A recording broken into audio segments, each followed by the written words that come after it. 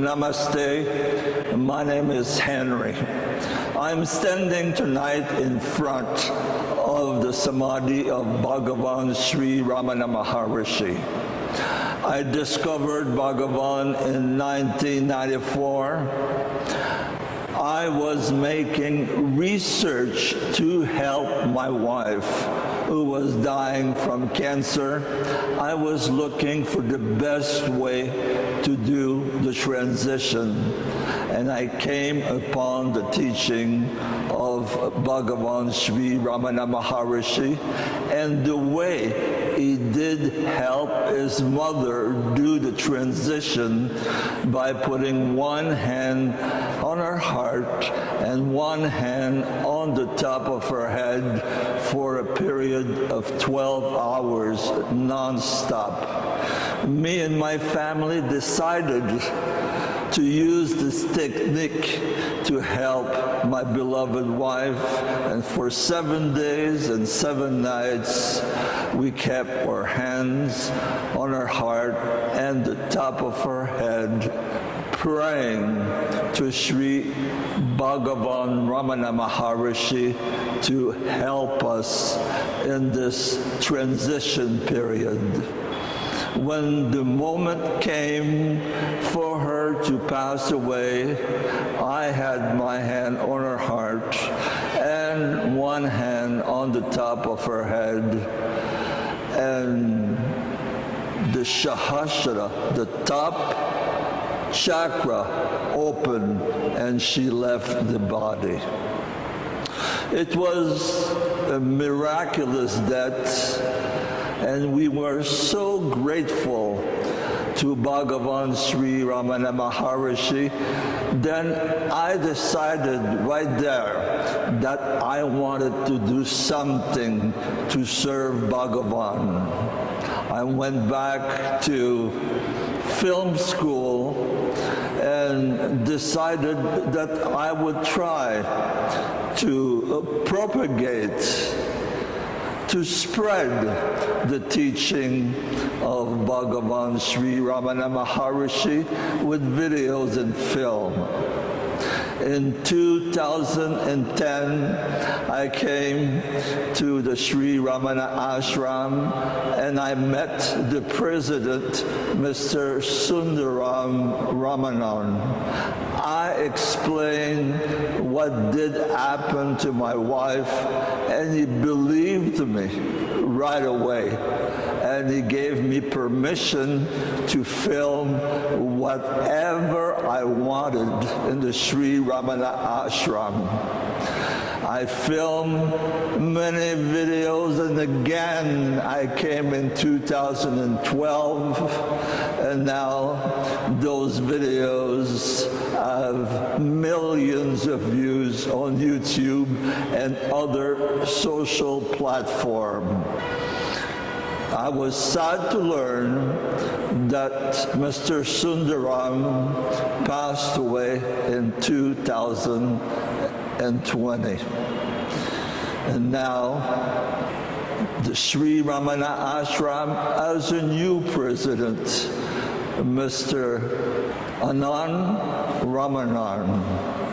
And tonight it is a great honor to be able to interview Dr. Ramanan. Dr. Ramanan, it is a pleasure and an honor to meet you tonight for this interview. My viewer have many questions for you.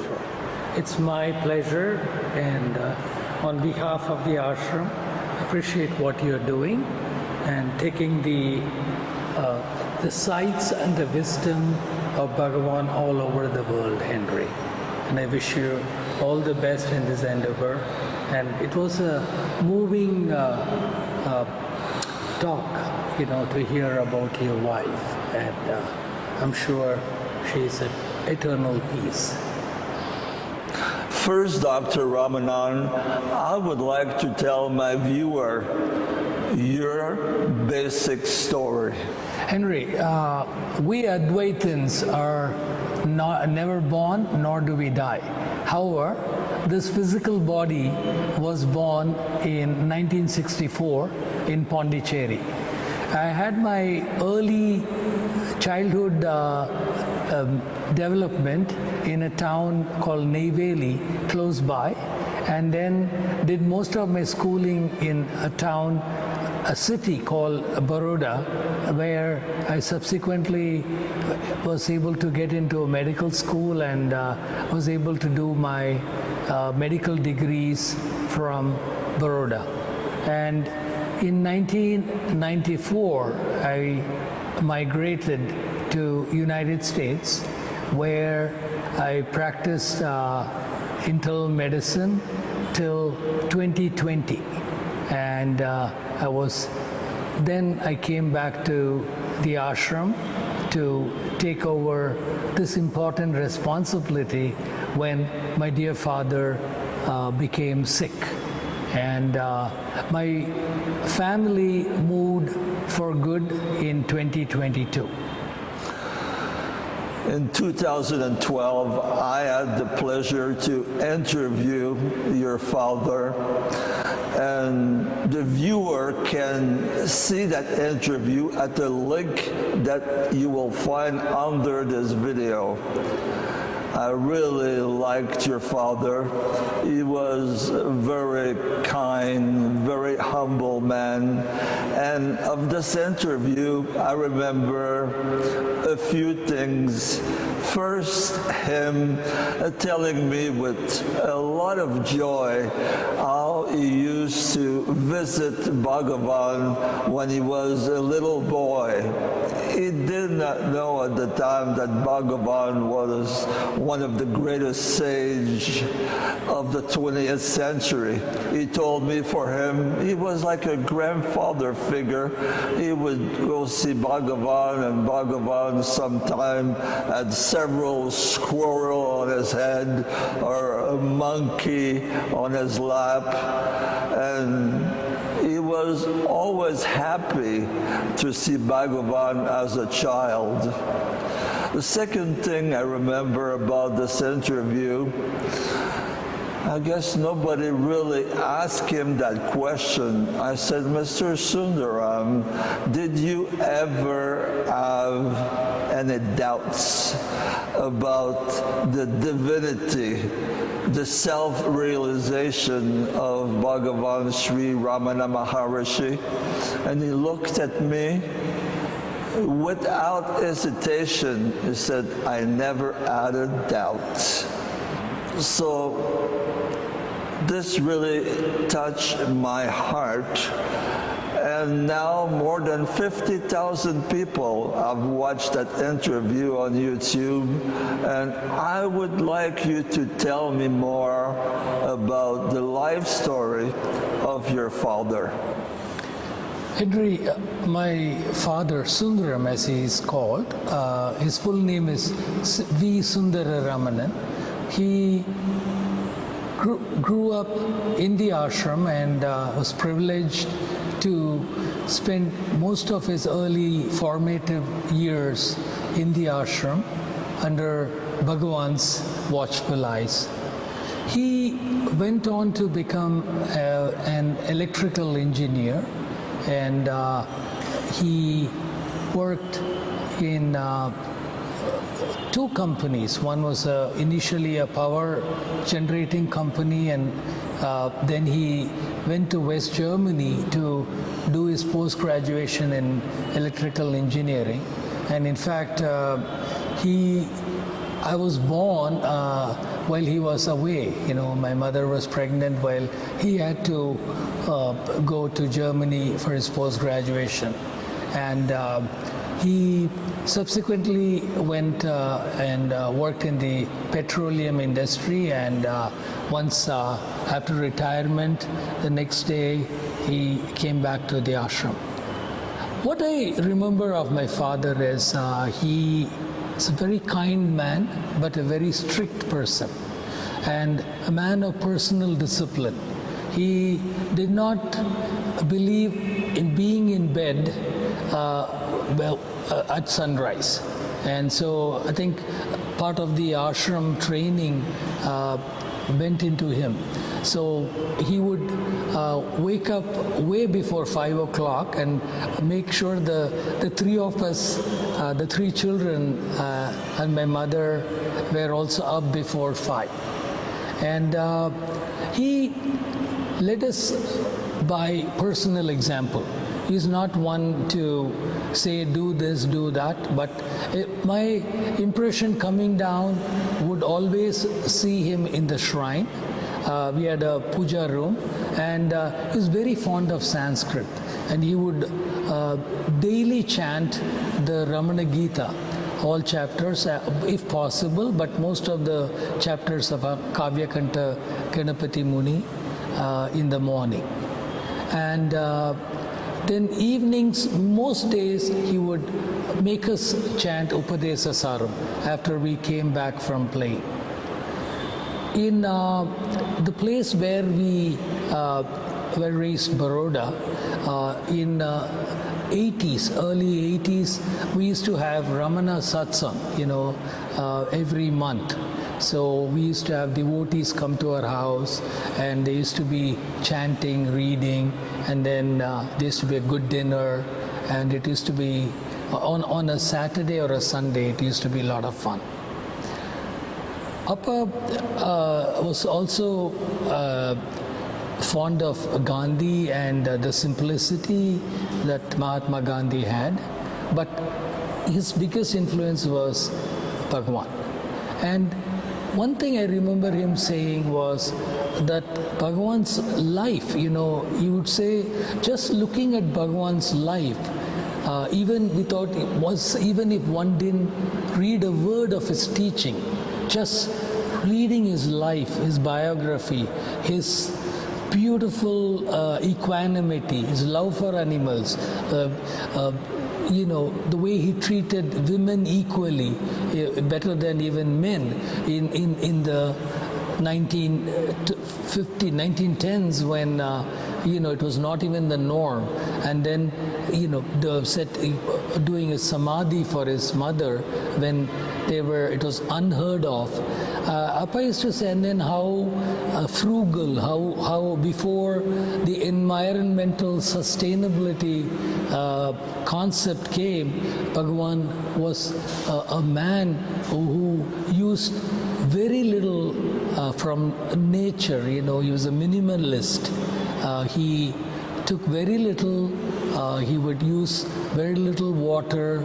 He would, but at the same time was very clean. He was the most punctual man, the most humorous man. The deepest philosophy was conveyed to the devotees amidst laughter. So I've heard this confirmed from the older devotees too, who said that no, Bhagavan was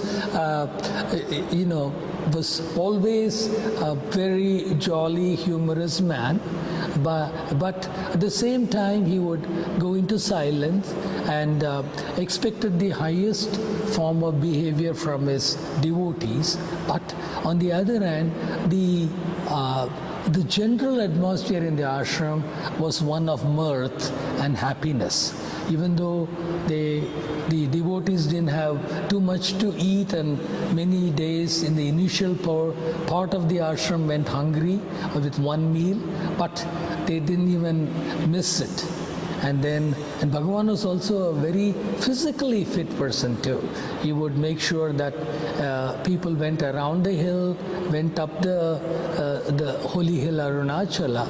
So the ashram, everybody, if you look at the pictures, there are very few,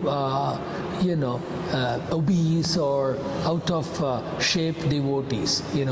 So and then. He also led by example, where he demonstrated the nishkamya karma, that And Appa was very fond of saying that, you should, whenever we used to complain about not getting the grades that we wanted, he would say, why? That's not in your hands. Your job is just to give your best with your books, and Bhagavan will take care of the rest. And those are the things kind of which entered us. And then he would also, and in his obituary article in Mountain Path, I written how as a young boy in the kitchen he was taught a lesson by Bhagavan to not be greedy and try to take other people's stuff by example. One day he was there in 5 o'clock, 4 o'clock in the morning when Bhagavan used to grind a chutney, and Bhagavan would give a little bit to everybody around him to taste.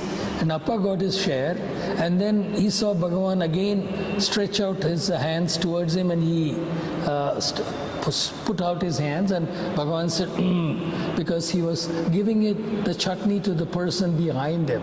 So Appa said, without Bhagavan, saying anything, Sundaram, you should not aspire for other people's possessions.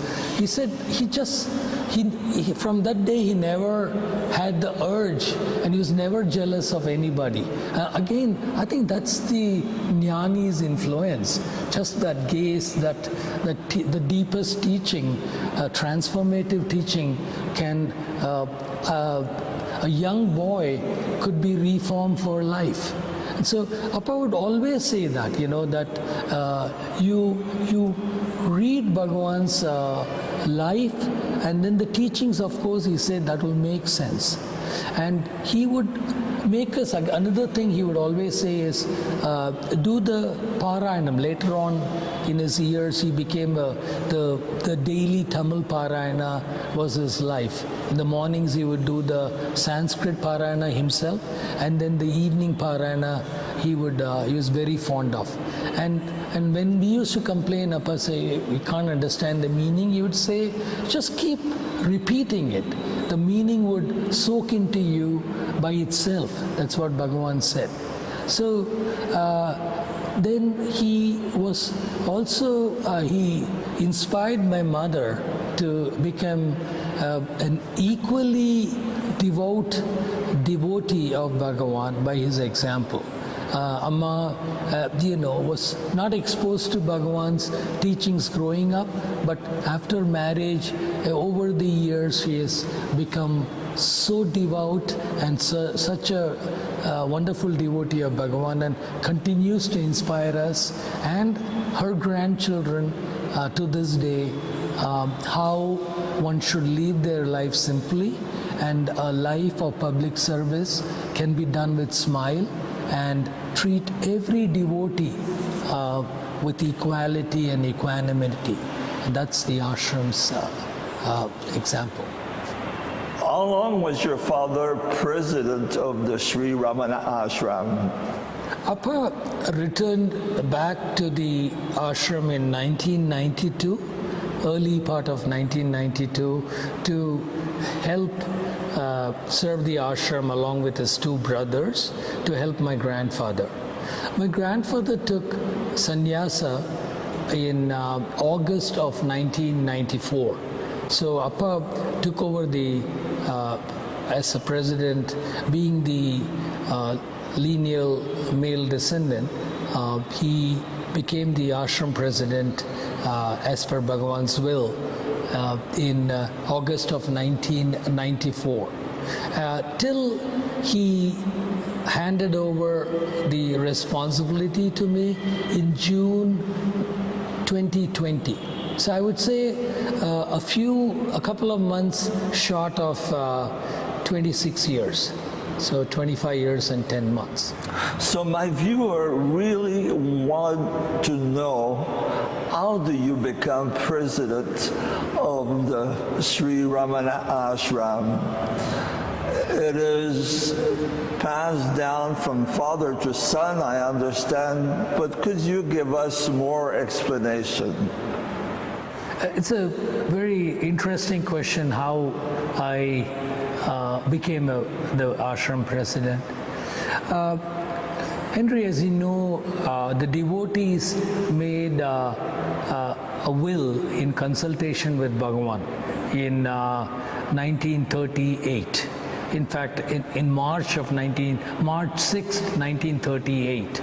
And Bhagavan put a line at the bottom to show his signature, in which it says successive lineal male descendants would be the sole manager. You know, the word was used was manager, not the president. And of course, Niranjanananda Swami was the first sole manager, the Sarvadhikari. And afterwards, it was my grandfather Venkatu, and then my father, and then it was me. I knew growing up that my spending every summer in the ashram, that I had this responsibility to perform. And it's a joyous responsibility, but it was always made very clear from growing up by my grandparents that, you know, I should be more responsible and represent Bhagavan well, because one day I have to come to serve here. And Appa and Amma never really would talk about it, but they set an example of service. And so while in United States, and that's why I chose to, control my training and to not go on, as you know, you can go overboard in America, you can go on studying, but I controlled my training and started my practice knowing, well, I didn't know how many years I had before I came back. So, it was basically Bhagavan's will, both in terms of a paper document.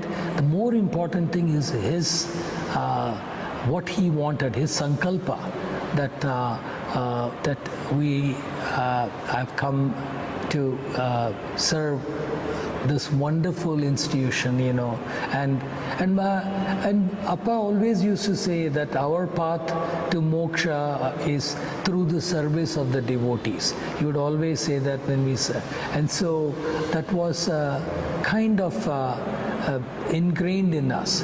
And then in USA we used to have the Ramana satsangs every second Saturday in the Washington area at our house, and then other fourth Saturday in some other devotee. So we never really went away. We didn't go too far from Bhagavan's teachings and interactions with the Bhagavan devotees. In fact, we had at least maybe 20 families were intimate in the Washington area, and those are the only friends that we had. Somehow on the non-satsang weekends we would meet them, and the conversation would somehow come to Bhagavan and his teachings and the ashram, and how almost somebody would come here and they would come back and say, how amazing it is. And so we really kind of, even in the West, we grew up, being in the same ashram atmosphere. And so I am just following what was written in 1938, and I hope to do my best, and I don't have to look far for inspiration, Henry. Swami Niranjanananda was an extremely great leader. He he put the foundation for this ashram and built all this beautiful, the Maturabhuteshwara temple when the ashram had no money and the Goshala. So from him I learned how to aim big and that how to be aspirational. From my grandfather Venkatu, who was a president during tough times in this state and thing. So how to stand up and fight for the right and not to bow down to any shallow enemies, and always know that Bhagavan is going to surround you and protect you.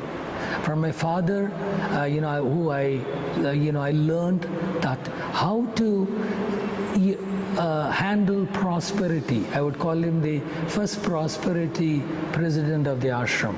Once he took over is when the ashram started having little financial leeway, but how he marshaled that to improve the quality of the books, the quality of the food in the kitchen. Around everywhere there was a quantum jump in the quality of services provided to devotees. The guest rooms went through quality. The maximum number of kumbhabhishekams were performed. And he believed in treating the employees well. He was able to give them a good living wages to the people who served the ashram. So those are all kind of, so my job is only my challenges are going to be there, but I've just settled into a rather easy job, where I could do a little bit of all three of them. But the biggest thing, as we were talking off the air, you wondered why Bhagavan, the person who was most impersonal in terms of interactions with humans, why did he choose the family? I think it's because he knew that we would have a tremendous skin in the game. Because for me, my personal belongings don't matter. As you know, we are blessed to have gone and had a good career in America. But that doesn't excite me. That doesn't define who I am. But a little bit of improvement or a little bit of service to have done for ashram, and to see a new plant come out in the ashram, to see the Arunachala being green, to see ashram Tirunamala get good rain and ashram not have water problems, gives me more joy than anything else that my personal things could ever do. And I think that is, again, probably, that could have happened to anybody whom Bhagavan chose, but then that's probably why the kind of skin in the game that we have, that's probably why Bhagavan chose his family to. And again, let me clarify, this is not a position of power. Appa taught me, my father taught me, that the only president of Ramana Ashram ever is Bhagavan.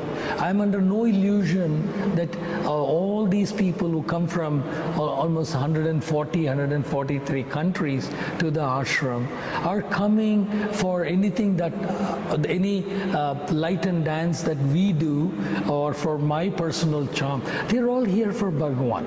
Bhagavan is the president. Bhagavan is everything. Of course, Maturabhuteshwari and Kau Lakshmi and the whole ashram environment and Arunachala. But they're here for that.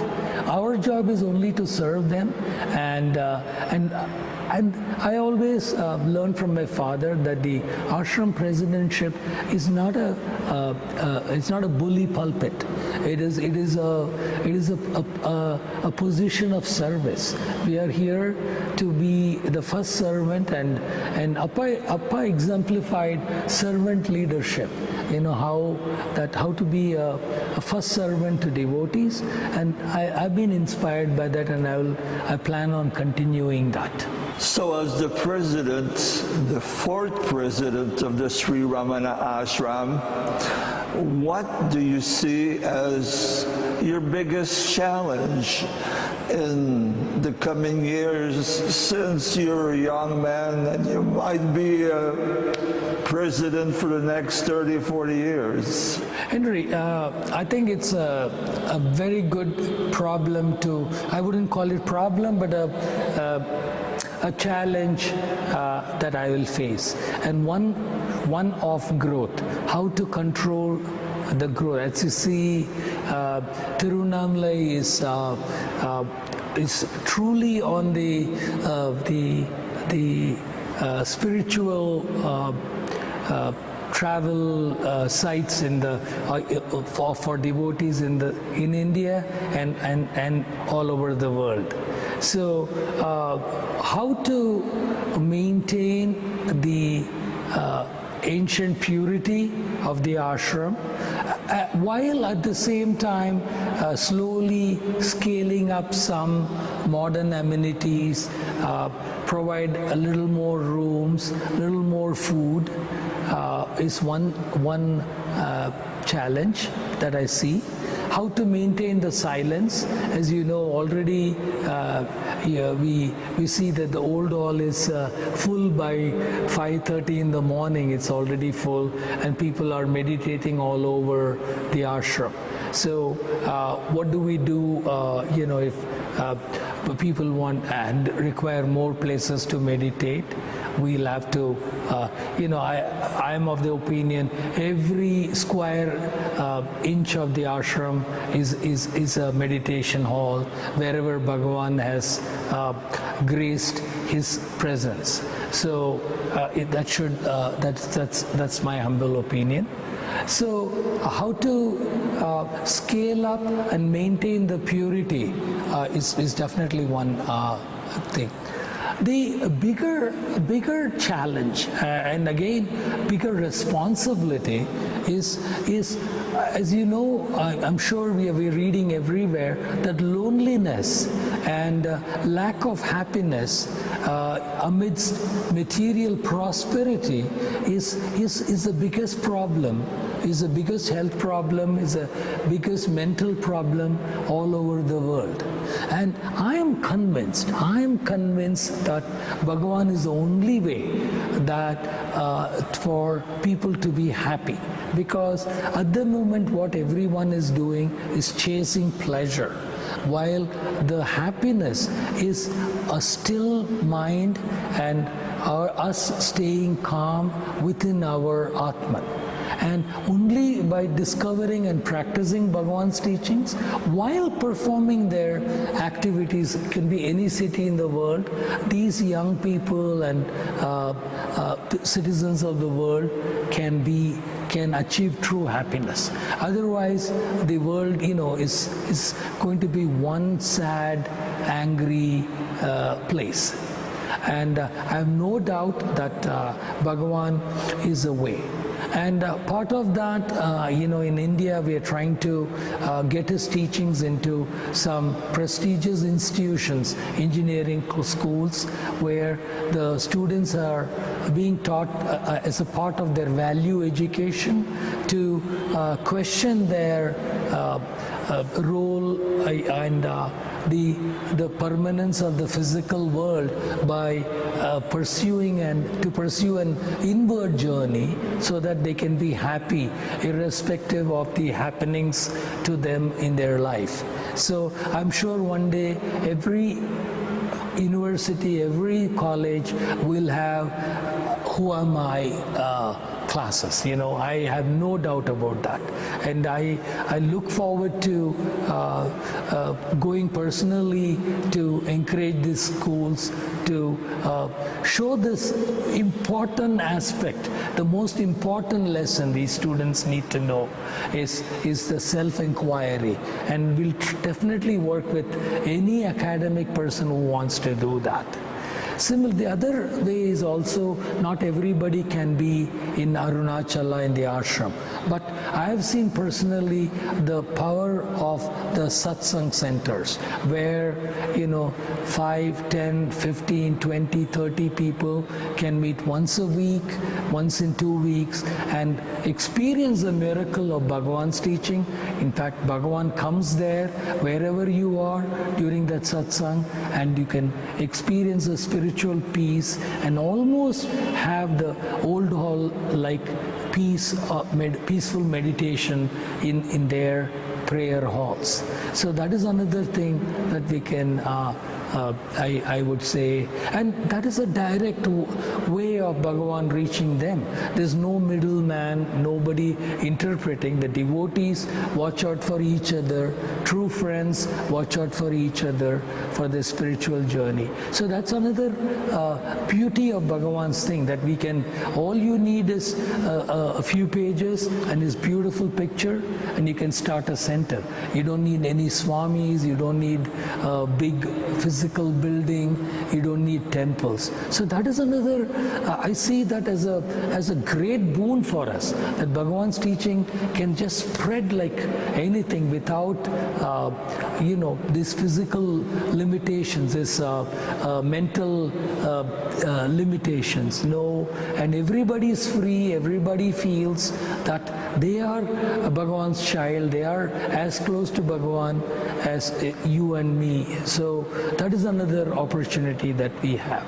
And but overall, to answer your question, I just see happy challenges, not anything thing. But again, of course, we all pray that if the whole world follows Bhagavan's so-called ESG, how environmentally sustainable he was, to live, just have 2 sets of clothes, lead the most simple life, to be kind to nature. And the world has no choice. We just cannot go on, scourging the earth for minerals and resources. So a time will come that even Bhagavan's physical life, his life will also be equally important for the world to follow, so that the world can be kept in a good way for future generations. So I think Bhagavan is the way. He is the way.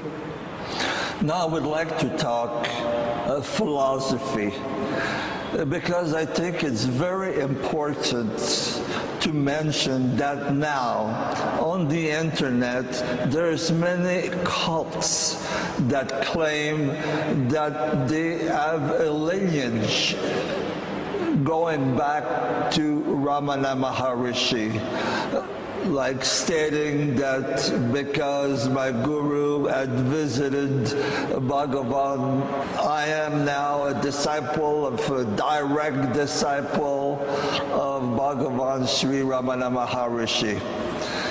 And I would like you to address this, stating that Bhagavan is all that he is by himself.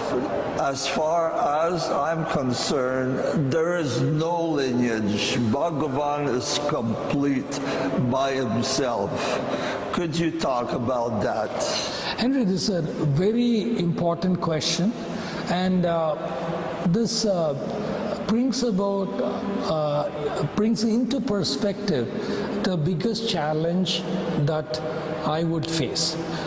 As we were talking off the air, I told you in the 2 major religions of the world, it's around the time when the last followers of the original saint start leaving the world, is when the mischief happens. The Bibles the New Testament got written, and then similarly in Buddhism, all kinds of things happen. So I am fully aware of that historical role that I am going to play during my tenure in the ashram, which is to make sure make sure that no false prophets or these so-called people who claim to be Bhagavan's direct lineage or who interpret his teachings will show up, and as they keep showing up, as you know. Henry Bhagavan's kept telling his devotees when they lamented that he was going to leave his body, he said, "Where can I go and how can I go?" And he said, he has categorically assured us that he is here. So in this part, there is no importance to the physical body. So, and that is what Bhagavan taught us all along. And in fact, a lot of devotees have told me that since he left the body, he has become more globally known, more powerfully known even in remote corners of the world where there is no way of the Eastern teaching ever going.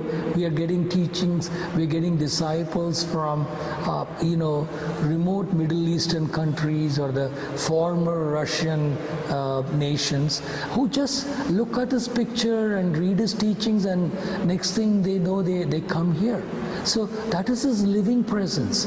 And when we have the direct teaching of Bhagavan available and transmitted directly through the portal of his grace, through the silence, directly into us, why do we need these words? In fact, in talks, Bhagavan says that's the original source, the silence, is where it all starts. And the spoken word is the great grandson of the original source or silence. So he says, if words are powerful, how powerful would the silence, the original source, be? So here, the original source, the silence, is what is thunderously teaching all of us and guiding us. So why do we need words? Why do we need mind-riddled interpretation of some, or the play of the ego? They forces them to become bigger than what they are. And as you know, Arthur Osborne has warned us against that performing the siddhis and thing. The highest siddhi, he says, Bhagavan says, is to be a nobody and sit in silence and go into our spiritual self. So how hard that is. As somebody said, Bhagavan's teachings are simple but not easy. One has to be the most persistent, and Bhagavan used the word, the quality needed most was dhiran, in Tamil dhiran, fearless, persistent person. You can never underestimate the simplicity. Simple doesn't mean easy. But the persistence and sticking with the truth and not let the ego try to trick us, the maya of the world, trick us to try to be something that we are not, is the biggest thing that we can do. That's the biggest sadhana that we can do for ourselves. And I would say these teachers serve as examples for us to what not to be. What we ought to be is just say, Bhagavan, thy will be done, surrender and we will be saved. But we don't need any external teachers claiming to be the lineage of Bhagavan. Ishvaro Guru Meti. So in Sanskrit, what that in English it means God, Guru and Self. God, Guru and Self are one. So when we have ourself, that implies that the Guru is there and God is there. So we don't need, we have our Bhagavan's words to keep reminding us that we are the realized Atmans. He is the spiritual son, he is the ultimate, and his teachings are the clearest, direct teachings that can take one in this modern day, this era of loneliness, the era of artificial intelligence, and it's just such a jumbled word, but we don't have to look far, because for He's in all our spiritual hearts. And as a good devotee said, is the journey we have to take is from the brain and put it into that spiritual heart. This is the distance that we have to travel. Everybody else will take you all. There'll be a nice. Maybe some people need it, but in the end they have to come to Bhagavan. As Bhagavan said, in the end everything has to come to Arunachala, and by Arunachala to Him. So it all will culminate in the highest spiritual experience, in the deathless state, at the foothills of Arunachala, in the shrine of Bhagavan. I have no doubt about that. I would like to talk about the donation policy of the Sri Ramana Ashram. I've been to temples all around India, and as you go in many temples, they ask you for donation when you come in, and when you go see the Murti, they ask you for donation when you go out.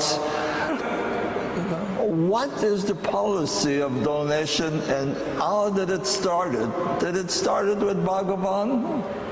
Henry, as you know, there are no signs, there's no pressure for donations in the ashram. This all is continuing Bhagavan's teachings, instructions to the administration. My great-grandfather, Swami Niranjanananda, used to have a storeroom which was most of the times empty. And at the same time he would have affluent devotees, but Bhagavan never let him ask for any donation. In fact, if you read talks, there are back-to-back chapters of the Maharaja of Mysore coming to Bhagavan and saying, "Hey, I want to keep my kingdom at your feet." And the next thing is the Travancore Maharaja also coming to Bhagavan. I mean, these are the historical, to use a historical foundation, they're the top 10 rich people in the world at the time, and they are. But that was the time when ashram did not have one sack of rice, and many Jayantis on the night, Chinnaswamy, would go to sleep with wondering, how am I going to feed the devotees next day morning? And in the night, a bullock cart with rice would come at 3 a.m. and everybody would have a good meal. Or even if there was nothing, Bhagavan would cook with the vegetable stocks, and it would be a great meal. So Ramanashramam has never been about money. But then the Kunju Swamigal, one of Bhagavan's attendant, he said, we are all Kuberas. Kubera is the god of wealth. We are the richest people in the world because we have the richest spiritual teaching. And the biggest thing that we have is the absence of want. We don't aspire for anything. So it's a state of the equanimity of the mind which is contented. So the absence of want is the biggest wealth that one can have. But having said that, Henry, any project that we, as you said, we run dispensaries, we feed around 1,500 sadhus and poor people every day, another 500 devotees in the ashram, maintain 250 guest rooms, take care of 300 cows, and pay salaries for people. Money just comes from the devotees without asking. And the beauty is we just get the right amount, just to with a soft cushion that we never have to worry about it. And I'm convinced that, and in fact, Bhagavan once told somebody that if I just think of money, so much money would pour that you wouldn't have enough almeras or cupboards to stuff money with. This is his word. So, and I know in his grace, in his wisdom, he'll never, give us that problem. And I pray to him not to that. But at the same time, we have every year has been better than the previous year, and the ashram can do a lot of good to its devotees and also to the society in Arunachala, Tiruvannamalai. We can help a lot of poor people, help the environment, and we can do, there is a cushion for us to take care of the surroundings too. So I'm really lucky in that way. I don't have and it started with Appa's time, that he started the little bit of financial cushion that he had. We'll never be stinking rich, and I think there's a reason why you use that word stinking, because I think too much wealth, it does stink. So I think we'll ever have that problem. Here it's only the spiritual wealth, and people are most happy, and it's a good thing that they don't have to worry about being pestered for money or for help. They can just come here, just do the job that they have come to do, be with Bhagavan and pursue their spiritual practices. So we are very clear. We'll never ask a devotee for 1 cent, 1 rupee, because we don't. And this is from Bhagavan's instructions, and that's Bhagavan's way. And thank you for asking me that question. So as I said before, I really love your father, and I have not come to the ashram for 12 years, and I did not know what to expect when I'm going to meet Dr. Ramanan.